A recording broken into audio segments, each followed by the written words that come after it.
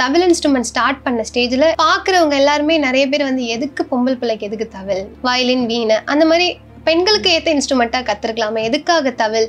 எனக்கு நேராகவே அவ்வளோ பேர் கேட்டாங்க. அப்போல்லாம் அது ரொம்ப ஹர்ட்டிங்காக இருக்கும். கேர்ள்ஸ் லேடிஸ் வந்துட்டு நிறைய இன்ஸ்ட்ருமெண்ட் வீணை, வயலின் அந்த மாதிரிலாம் வாசிக்கிறாங்க. மிருதங்கம், நாதஸ்வரம் கூட வாசிக்கிறாங்க. பட் தவில் இன்ஸ்ட்ருமெண்ட் அவ்வளோவா வாசிக்கலையே. ஸோ நம்ம வந்து ஏன் இதை வாசிக்கலாம்? நீங்க 7 வயசுல ஏன் இதெல்லாம் நம்ம பார்க்குறோம்ல. ஓகே,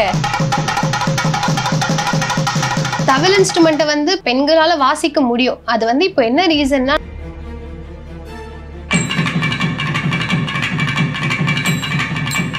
என்ன படிக்கிறீங்கன்னு யாரும் கேட்க மாட்டாங்க, படிக்கிறீங்களான்னு தான் கேட்பாங்க. ரெண்டுத்துக்கும் டிஃப்ரென்ஸ் இருக்கு. சொசைட்டி சொல்றது நல்லா வாசிக்கிறா, எதுக்கு இவெல்லாம் படிச்சு என்ன, படிக்கிறதுக்குலாம் வாய்ப்பே இல்லை, இப்படியே போயிடுவா, அப்படிதான் நிறைய பேர் சொல்லியிருக்காங்க எனக்கு நேராவே.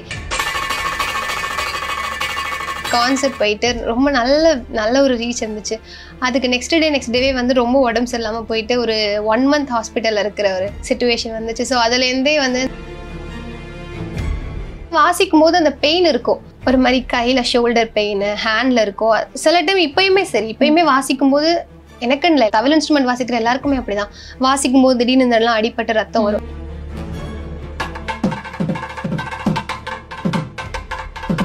நிறைய டைம் வந்து நான் ஸ்டேஜில் வாசிச்சு முடிச்சுட்டு ஒரு 3 hours கான்சர்ட்னா நான் வந்து வாசிச்சு முடிச்சுட்டு எந்திரிக்கும் போது கீழே தடுமாறி விழுந்திருக்கேன்.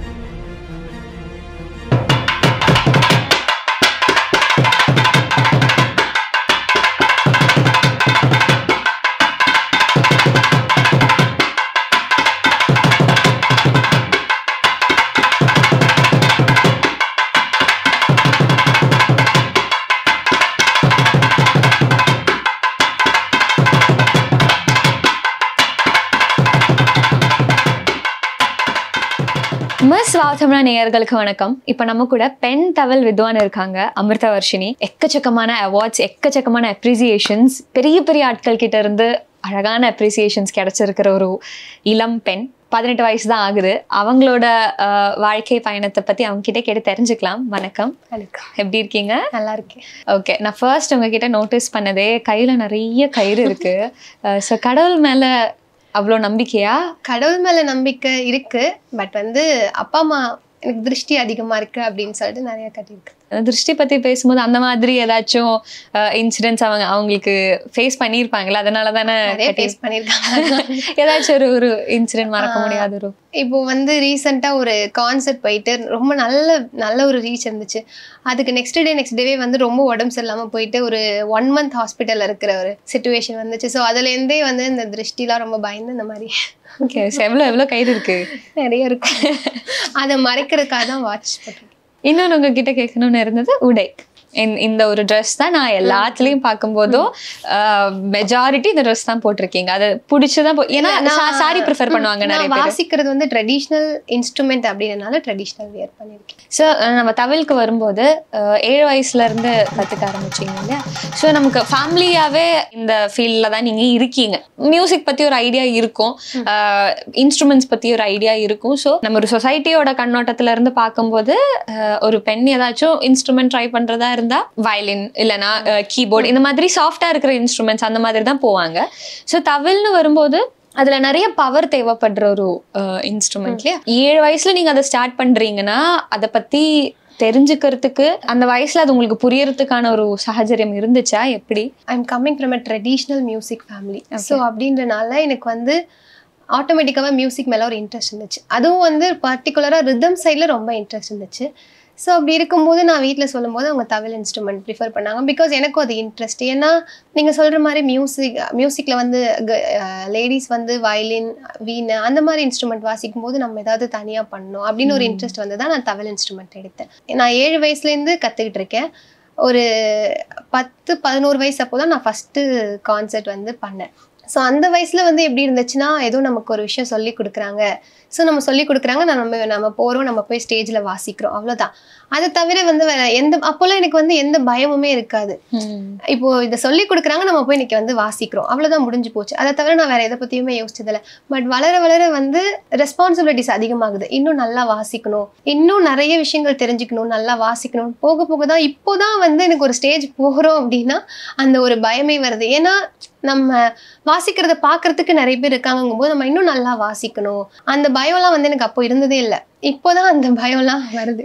அப்ப அதை பத்தி பெருசா ஒரு ஐடியா இல்ல. சோ ஏதோ சொல்லி கொடுத்தாங்க, இதை இன்னைக்கு வாசிக்கிறதுக்கு சொல்லி கொடுத்தாங்க, நம்ம இதை போய் வாசிச்சோம், அவ்வளவுதான், வேற எதுவுமே தெரியாது. அந்த சமயத்துல இப்ப அப்பா அம்மா தான் உங்களுக்கு சஜஸ்ட் பண்ணிருக்காங்க இல்லையா? இப்போ எப்படி நீங்க போய் கேட்டீங்கம்மா எனக்கு ஏதாச்சும் ஒரு இன்ஸ்ட்ருமெண்ட் படிக்கணும் அப்படிதான் கேட்டீங்களா? இதான் தவில் தான் படிக்கணும் சைடு மேல இன்ட்ரெஸ்ட் இருந்துச்சு. அது வந்து என்னன்னா, நான் அப்பா அம்மா கூட நிறைய கான்சர்ட் போவேன். அப்போ வந்து அவங்க கூட வந்து தம்புரா போடுவேன், பின்னாடி உட்காந்து தம்புரா போடுவேன். ஸோ அப்படி போடும்போது நோட்டீஸ் பண்ணுவேன், நிறைய பேர் வந்து கேர்ள்ஸ் லேடிஸ் வந்துட்டு நிறைய இன்ஸ்ட்ருமெண்ட், வீணை, வயலின் அந்த மாதிரிலாம் வாசிக்கிறாங்க, மிருதங்கம், நாதஸ்வரம் கூட வாசிக்கிறாங்க. பட் தவில் இன்ஸ்ட்ருமெண்ட் அவ்வளவா வாசிக்கலையே. ஸோ நம்ம வந்து ஏன் இதை வாசிக்க நீங்க 7 வயசுல ஏன் இதெல்லாம் நம்ம பாக்குறோம்ல, ஓகே இப்ப யார் என்ன இன்ஸ்ட்ருமெண்ட் வாசிக்கிறாங்க அதெல்லாம் பாக்குறோம். ஸோ நம்ம ஏதாவது டிஃப்ரெண்டா பண்ணணுமே அப்படின்னு எனக்கு வந்து தோணுச்சு. ஸோ அதுக்கப்புறம் தான் தவில் இன்ஸ்ட்ருமெண்ட். வீட்டுல சொல்லும் போது அம்மா அப்பா சொன்னாங்களா இது ரொம்ப வெயிட்டான ஒரு இன்ஸ்ட்ருமெண்ட், நமக்கு அது கொண்டு போறதுக்கு கஷ்டம், அந்த மாதிரி அவங்க கிட்ட இருந்துச்சா? ஃபுல் சப்போர்ட் தான்? நீ எது சப்போர்ட் தான். 2 பேருமே மியூசிக் ஃபீல்ட்ல தானே இருக்காங்க. ஸோ ஃபுல் சப்போர்ட் தான். ஓகே. என்ன மாதிரி அவங்க இனிஷியலா உங்களுக்கு சொல்லி கொடுத்தாங்க? சோ இது புதுசா ட்ரை இனிஷியலா வந்துட்டு அவங்களோட எக்ஸ்பீரியன்ஸ் இருக்கும்ல மியூசிக்ல. சோ அதை பத்தி நிறைய விஷயங்கள், எவ்வளவு கஷ்டங்கள் இருக்கும் இந்த ஃபீல்டுல, அதே மாதிரி இந்த ஃபீல்ட்ல வந்து நிறைய கஷ்டங்கள் இருக்கு, நிறைய ஹாப்பி மொமெண்ட்ஸும் இருக்கு.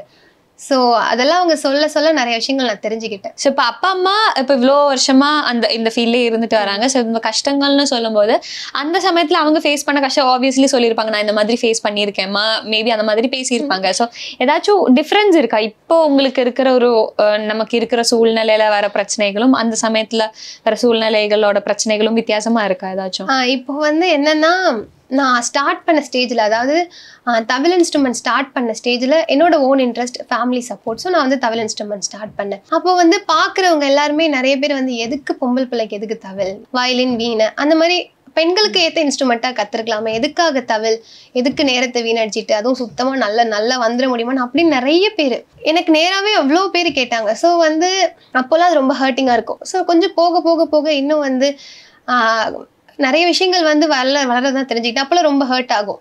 பட் இப்போ அதெல்லாமே ஒரு மோட்டிவேஷனலாக எடுத்துக்கிட்டு இன்னும் சக்ஸஸ்ஃபுல்லாக போகணும் அப்படின்னு சொல்லிட்டு தான். இந்த மாதிரி கஷ்டமா இருக்கும்போது வீட்டில் போய் கேட்பீங்களா, ஏம்மா எல்லாரும் இப்படி சொல்லுவாங்க? இன்னொன்று சொன்னீங்கல்ல, பெண்களுக்கான இன்ஸ்ட்ருமெண்ட் ஏதாச்சும் ட்ரை அப்படி இருக்கா? பெண்களுக்கான இன்ஸ்ட்ருமெண்ட் அப்படின்ட்டு இல்லை, பெண்கள் வாசிக்கிறதுக்கு ஈஸியான இன்ஸ்ட்ருமெண்ட். இப்போ வந்து என்னன்னா, தவில் இன்ஸ்ட்ருமெண்ட் வந்து it's a symbol of king தான், it's not a symbol of queen. தவில் இன்ஸ்ட்ருமெண்ட் அப்படின்றது ஒரு ராஜவாத்தியம், அது வந்து ஆண்களால் மட்டுமே தான் வாசிட்டு இருந்த ஒரு இன்ஸ்ட்ருமெண்ட். இப்போ என்னன்னா, தவில் இன்ஸ்ட்ருமெண்ட்டை வந்து பெண்களால் வாசிக்க முடியும். அது வந்து இப்போ என்ன ரீசன்னா நான் அதை பற்றி சொல்கிறேன். இப்போது தவில் இன்ஸ்ட்ருமெண்ட் வந்து அந்த காலத்தில் வாசிச்சது அது ஒரு ராஜவாதியம், இப்போயே ராஜவாதியம் தான். அந்த இன்ஸ்ட்ருமெண்ட் வந்து வாசிக்கணும்னா ஒரு நாள் நைட்டு ஃபுல்லாக ஆண்கள் வந்து ஹேங்கிங் பண்ணி மாட்டிக்கிட்டு வாசிப்பாங்க.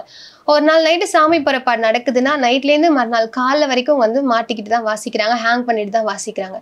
வாறு பிடிப்பாங்க, தவில் டியூன் பண்ணுறதுக்கு வாறு பிடிப்பாங்க. 2 பேரும் வந்து ஹார்ட் ஒர்க் பண்ணி தான் அந்த வாறு பிடிப்பாங்க. இன்னும் அப்போ அந்த காலத்துல வந்து ஆடியோ சிஸ்டம் சப்போர்ட் கிடையாது. ஸோ வந்து தவில்ன்றது ஒரு ராஜவாத்தியம், ரொம்ப சவுண்டா இருக்கக்கூடிய ஒரு இன்ஸ்ட்ருமெண்ட், ரொம்ப அழுத்தமா வாசிக்கக்கூடிய ஒரு இன்ஸ்ட்ருமெண்ட். அப்போ இருந்த அந்த சூழல்ல இருந்த அதே இன்ஸ்ட்ருமெண்ட் இப்பயும் அதே மாதிரி இருந்துச்சுன்னா பெண்களால கண்டிப்பா வாசிக்க முடியாது. ஓகே. பட் இப்போ வந்து ஹேங் பண்ணி வாசிக்கிறது 50% வந்து தவில் இன்ஸ்ட்ருமெண்ட் ஒரு ஸ்டேஜ் பர்ஃபார்மன்ஸ்க்கான ஒரு இன்ஸ்ட்ருமெண்டா இருக்கு, 50% தான் ஹேங் பண்ணிட்டு வாசிக்கிற மாதிரி இருக்கு. அண்ட் வந்து ஒரு 90% ஆடியோ சப்போர்ட்டோட தான் நம்ம இப்போ வாசிக்கிறோம். ஸோ வந்து நான் இந்த தவில் இன்ஸ்ட்ருமெண்ட் பத்தி என்னோட புரிதல் இதுதான், பெண்களால இப்போ வாசிக்க முடியுதுன்னா அது காரணம் ஆடியோ சிஸ்டம் இருக்கு. அதையும் தாண்டி ஹேங் பண்ணிட்டு என்னால இப்பயும் வாசிக்க முடியாது. டு பி ஹானஸ்ட், என்னால் இப்பயும் ஹேங் பண்ணிட்டு வாசிக்க முடியாது. நான் எப்போ என்னால் ஹேங் பண்ணிட்டு வாசிக்க முடியுதோ, ஆடியோ சிஸ்டம் இல்லாமல் என்னால் வாசிக்க முடியுதோ, அப்போதான் நான் ஒரு முழுமையான கலைஞர். அது வரைக்கும் இப்போ வந்து இந்த ஆடியோ சிஸ்டம் சப்போர்ட் இதெல்லாம் இருக்கிறனால நான் தவில் வாசிக்கிறேன், இன்னும் நிறைய பெண்கள் வாசிக்கிறாங்க. ஸோ காரணம் இதுதான். அந்த எனர்ஜியும் நமக்கு கண்டிப்பா வேணும் இல்லையா அது வாசிக்கும் போது. இப்போ சின்ன வயசு, இப்போ ஒரு 7 வயசுல நமக்கு இருக்கிற பவர், நம்ம கைக்கு இருக்கிற பவர், விரலுக்கு இருக்கிற பவர் கண்டிப்பா அது வாசிக்கிற அளவுக்கு எப்படி இருக்கும்னு ஒரு இது இருக்காது இல்லையா? ஸோ அது இனிஷியலா ஸ்டார்ட் பண்ணும்போது அவ்வளோ பவர் கொடுத்து அடிக்கிறது உங்களுக்கு எப்படி இருந்துச்சு? அப்போ வந்து வாசிக்கும் போது அந்த பெயின் இருக்கும், ஒரு மாதிரி கையில ஷோல்டர் பெயின், ஹேண்ட்ல இருக்கும். சில டைம் இப்பயுமே வாசிக்கும் போது எனக்குன்னு இல்லை, தவில் இன்ஸ்ட்ருமெண்ட் வாசிக்கிற எல்லாருக்குமே அப்படிதான், வாசிக்கும் போது திடீர்னு இந்த எல்லாம் அடிப்பட்டு ரத்தம் வரும். ஸோ அந்த மாதிரிலாம் இருக்கிறது காமன் தான், இப்பயுமே அந்த மாதிரி தான். ஸோ முதல்ல எப்போது அடிச்சு ரொம்ப ரத்தம் வந்து கரெக்டா எக்ஸாக்டா ஞாபகம் இல்லை, பட் சில டைம் ரொம்ப ரேரா தான். ஃபர்ஸ்ட் முதல்ல வாசிச்சது ஞாபகம் இருக்கா? எந்த ஸ்ருதி? ஃபர்ஸ்ட் வந்து நான் வீட்டுல வந்து கத்துக்கிட்டு தான் இருந்தேன். நான் வந்து கத்துக்கிட்டு இருக்கும்போது நான் இன்னைக்கு மியூசிக்ல வந்து இந்த இப்போ நான் இந்த ஃபீல்ட்ல இருக்கேன்னா அதுக்கு காரணம் வந்து ஃபேமிலி சப்போர்ட், அப்பா அம்மா சப்போர்ட். அதையும் தாண்டி எனக்கு ஒரு SNS தாத்தா அப்படின்னு சொல்லிட்டு ஹரித்வாரமங்கலம் அவங்க எனக்கு வந்து ரொம்ப ஃபுல் சப்போர்ட். அவங்க ஃபர்ஸ்ட் நான் வீட்டில் வந்து தவல் வாசிச்சுட்டு இருந்தேன், சும்மா கத்துட்டு இருந்தேன். குரு வந்து சொல்லி கொடுத்துட்டு இருந்தாங்க, வீட்டில் கத்துக்கிட்டு இருந்தேன். அப்போ வந்து ஹரித்வாரமங்கலத்துல வந்து பங்குனி திருவிழா நடக்கும். ஸோ அதுக்காக பத்திரிக்கை கொடுக்கறதுக்காக தாத்தா ஒரு டைம் வீட்டுக்கு வந்திருந்தாங்க. வீட்டுக்கு வந்திருந்தப்போ நான் வீட்டில் இருந்து சும்மா வாசிச்சுட்டு இருந்ததை பார்த்துட்டு அவங்க தான் சொன்னாங்க, இந்த வருஷம் திருவிழாவில் பாப்பா வாசிக்கணும் அப்போவே அப்படி சொன்னாங்க. அப்படி சொல்லும் போது அப்புறம் ஓகேன்னு சொல்லிட்டு அந்த ப்ரோக்ராம் வாசிக்கிறதுக்காக எனக்கு கொஞ்சம் தயார் பண்ணிக்கிட்டு அப்போ வாசித்தேன். அதுதான் ஃபஸ்ட்டு ப்ரோக்ராம் ஹரித்வாரமங்கலத்தில் வாசித்தேன். அப்போ வந்து தாத்தா ஃபஸ்ட்டு ஒரு டைட்டில் கொடுத்தாங்க, பாலப்பருவ செல்வி அப்படின்ட்டு. ஸோ அது ரொம்ப சந்தோஷமான விஷயம். அதுதான் ஃபஸ்ட்டு ப்ரோக்ராம். எனக்கு அது ரொம்ப ஹாப்பியான ஒரு கான்செப்ட். அது ஃபர்ஸ்ட் அது என்ன வாசிச்சிங்கன்னு வாசிச்சு காட்டலாமா?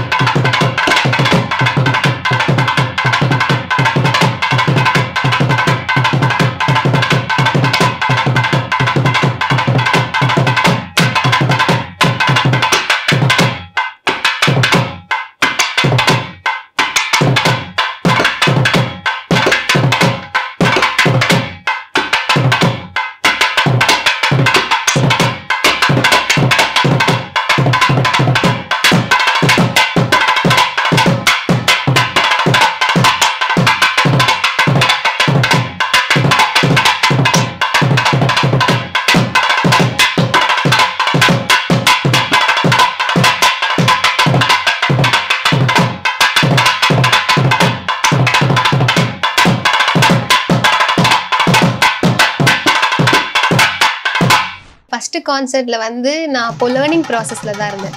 அப்போது ஜஸ்ட்டு கற்றுக்கிட்டு தான் இருந்தேன். இப்போ லேர்னிங் ப்ராசஸில் இருந்ததை என்னோட குருநாதர் வந்து கொஞ்சம் இம்ப்ரூவைஸ் பண்ணி ஒரு கான்சர்ட்டில் வாசிக்கிற அளவுக்கு கொண்டு வந்து தான் அந்த ஃபஸ்ட்டு கான்சர்ட் வாசித்தேன். ஃபஸ்ட்டு கான்சர்ட் நான் சொன்ன மாதிரி ஹரித்வாரமங்கலமில் வாசித்தேன். அப்போ ஃபஸ்ட்டு கான்சர்ட் வாசிக்கும் போதே தாத்தா எனக்காக ஊர் ஃபுல்லாக ஃப்ளக்ஸ் வச்சு அந்த மாதிரி நிறைய விஷயங்கள் பண்ணாங்க. அதுக்கப்புறம் இப்போ வரைக்குமே வந்து நான் இந்த மியூசிக் ஃபீல்டில் ஏதாவது ஒரு சின்ன அச்சீவ்மெண்ட் பண்ணாலும் சரி, எந்த அச்சீவ்மெண்ட் பண்ணாலும் எனக்காக வீட்டுக்கு வந்து என்னை பிளஸ் பண்ணி ஹானர் பண்ணுவாங்க. அப்போலேருந்து நான் ஸ்டார்ட் பண்ணதுலேருந்து இப்போ வரைக்கும் எந்த அச்சீவ்மெண்ட் பண்ணாலும் எனக்கு வந்து ஒரு பெரிய ஃபீட்பேக் அவங்க இருக்கிறாங்க. அது என்னோட ஃபர்ஸ்ட் கான்சர்ட் வந்து ஹரித்வாரமங்கலம் தான் இருந்துச்சு.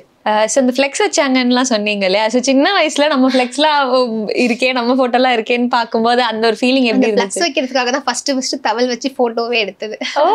அப்போதான் ஃபர்ஸ்ட் அப்போதான் தவல் வச்சு. ஆக்சுவலாக சொல்ல போனால் நான் வந்து ஃபர்ஸ்ட் ப்ராக்டிஸ் பண்ணும்போது நம்ம வந்து சிலம்பு கட்டை அப்படின்னு சொல்லிட்டு ஒரு கட்டை, அந்த கட்டையில தான் நம்ம வந்து ஃபர்ஸ்ட் கற்றுக்குவோம். கற்றுக்கிட்டு ஓரளவு கொஞ்சம் வாசிச்சதுக்கு அப்புறமா தான் தவில் இன்ஸ்ட்ருமெண்ட்ல வாசிப்பாங்க. ஆக்சுவலாக அந்த சிலம்பு கட்டையில வந்து காலை மேலே போட்டு வாசிப்பாங்க. ஸோ அந்த மாதிரி தான் காலை மேலே போட்டு வாசிக்கணும்.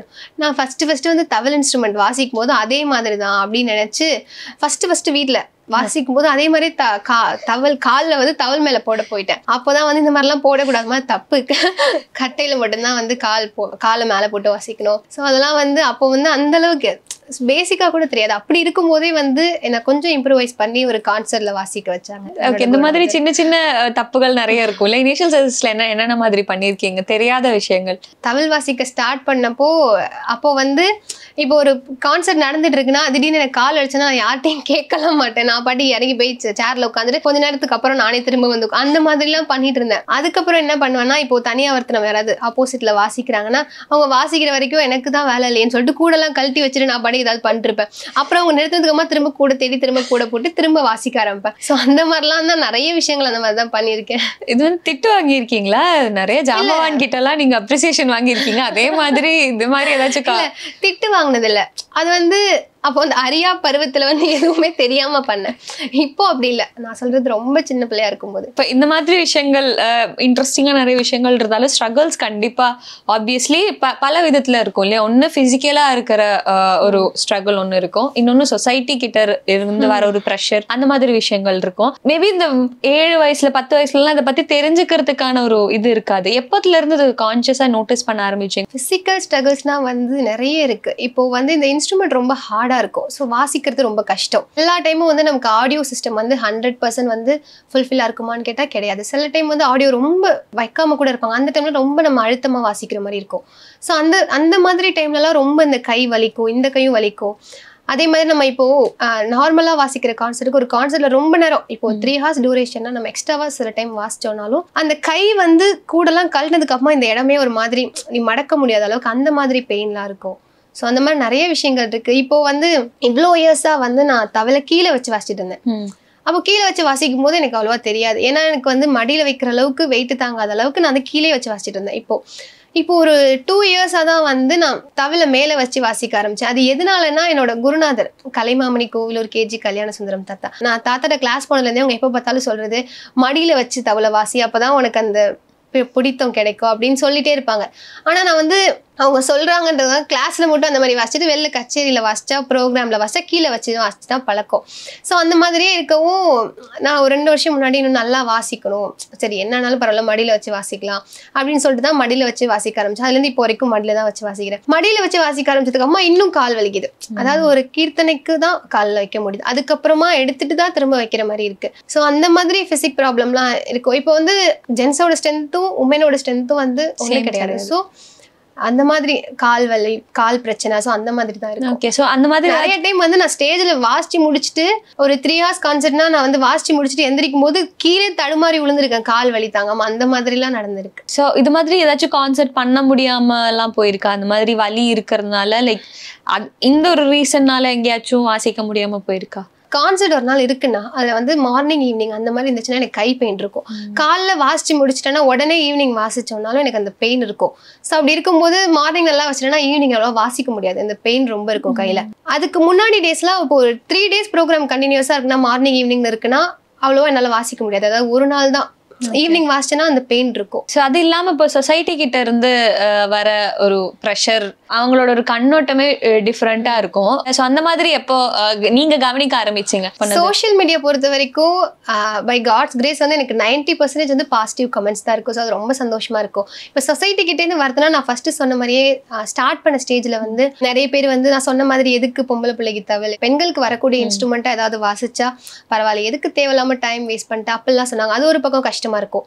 இன்னொன்று வந்து என்னன்னா சொசைட்டியோட பார்வைன்றது என்னன்னா தவில் வாசிக்கிறவங்க நாதஸ்வரம் வாசிக்கிறவங்க படிச்சிருக்க மாட்டாங்க அப்படின்றதுதான் வந்து சொசைட்டியோட பார்வை, அது காமனா இருக்கிறது. இப்போ அந்த மாதிரி இருக்கும்போது நான் தவில் வாசிக்கிறேன், அப்போ வந்து யாராவது நான் வாசிச்சு முடிச்சுட்டு இறங்கும் போது யாராவது வந்து கேட்டாங்க என்ன வந்து பேசினாங்கன்னா என்ன படிக்கிறீங்கன்னு யாரும் கேட்க மாட்டாங்க, படிக்கிறீங்களான்னு தான் கேட்பாங்க. ரெண்டுத்துக்கும் டிஃபரன்ஸ் இருக்கு. படிக்கிறீங்களா, நான் படிக்கவே இல்லை அப்படின்னு தான் நிறைய பேர் நினைச்சிட்டு இருக்காங்க. பிகாஸ் நான் வந்து அதாவது சொல்றது எல்லாரும் இப்போ சொசைட்டி சொல்றது நல்லா வாசிக்கிறா, எதுக்கு இவெல்லாம் படிச்சு என்ன படிக்கிறதுக்குலாம் வாய்ப்பே இல்லை, இப்படியே போயிடுவா, அப்படிதான் நிறைய பேர் சொல்லியிருக்காங்க எனக்கு நேராவே. ஸோ வந்து நான் எதனால ஃபர்ஸ்ட் ஆஃப் ஆல் நான் இப்போ லா ஃபர்ஸ்ட் இயர் படிக்கிறேன். லா வந்து ரெகுலரில் ஃபர்ஸ்ட் இயர் படிக்கிறேன். பிஎஃப்ஏ மியூசிக் வந்து கரஸ்பாண்டன்ஸில் மெட்ராஸ் யூனிவர்சிட்டியில் படிக்கிறேன். ஸோ எனக்கு வந்து லாவும் இருக்கணும், லான்றது என்னோட இன்ட்ரெஸ்ட், அதே மாதிரி மியூசிக் இருக்கணும், ரெண்டுமே சைமல்டேனியஸாக இருக்கணும்னு தான் லா ரெகுலரில் போட்டிருக்கேன். பிஎஃப்ஏ மியூசிக் வந்து கரஸ்பாண்டன்ஸில் மெட்ராஸ் யூனிவர்சிட்டியில் போட்டிருக்கேன், ரெண்டுமே ஃபர்ஸ்ட் இயர். இப்போ என்னன்னா நான் ஃபர்ஸ்ட் ஆஃப் ஆல் வந்து நான் லா எடுத்ததுக்கு ரீசன் வந்து எனக்கு யூபிஎஸ்சி எக்ஸாம் எழுதணும், யூபிஎஸ்சி கிளியர் பண்ணணும் அப்படின்றது ரொம்ப interest. So IAS exam clear பண்ணணும்னு. இப்போ லா எடுத்தா யூபிஎஸ்சி எக்ஸாமுக்கு நல்ல ஆப்ஷனலாக இருக்குன்றதுனால தான் லா எடுத்தேன். அந்த லா படிக்கணுன்றது ரொம்ப இன்ட்ரெஸ்ட். ஸோ நான் நார்மல் கோர்ஸாக எடுத்துருக்கலாம், பட் வந்து இவ்வளோ பேர் வந்து நான் படிக்கிறேன்னா நினச்சிட்டு நான் ஒரு ப்ரொஃபஷனல் கோர்ஸ் படிக்கணும் அப்படின்னு ரொம்ப ஆசைப்பட்டு தான் லா எடுத்தேன். ஸோ இது வந்து அவங்களோட பார்வையே வந்து நாதஸ்வரம் தவில் வாசிக்கிறவங்க கண்டிப்பாக படிச்சிருக்க மாட்டாங்க அப்படின்றதான். ஸோ அது வந்து ரொம்ப கஷ்டமான ஒரு ஸ்டேட். இப்போயுமே நிறைய பேர் அப்படிதான் நினச்சிட்டு இருக்காங்க. இப்போ நான் ஏதாவது யூடியூப்ல ஒரு வீடியோ வந்து லைக் ஏதாவது நான் இங்கிலீஷ்ல பேசியோ அப்படியே ஏதாவது இங்கிலீஷ்ல பேசி போடுறேன்னா நான் ஏதோ வந்து ஒரு பெரிய குற்றம் செஞ்ச மாதிரி.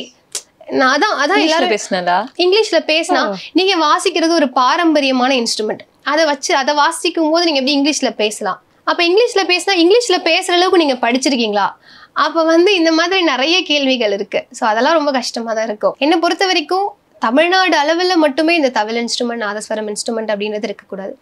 ஸோ இது வந்து உலகளாவிய ஒரு எல்லாருக்கும் தெரியக்கூடிய ஒரு இன்ஸ்ட்ருமெண்ட். எனக்கு நிறைய பேர் வந்து நிறைய கண்ட்ரிலேருந்து ஃபாலோவர்ஸ் இருக்காங்கும் போது நான் இங்கிலீஷில் ஒரு விஷயத்த வந்து போஸ்ட் பண்ணி போட்டால் தான் எல்லாருக்கும் அது போய் சேரும். ஸோ நான் இப்போ என்ன செய்கிறேன்னா, இங்கிலீஷில் ஒரு விஷயம் பேசி போடுறேன்னா மேலே தமிழில் ஃபுல்லாகவே நான் கண்டென்ட் கொடுத்துட்டு தான் பேசுகிறேன்.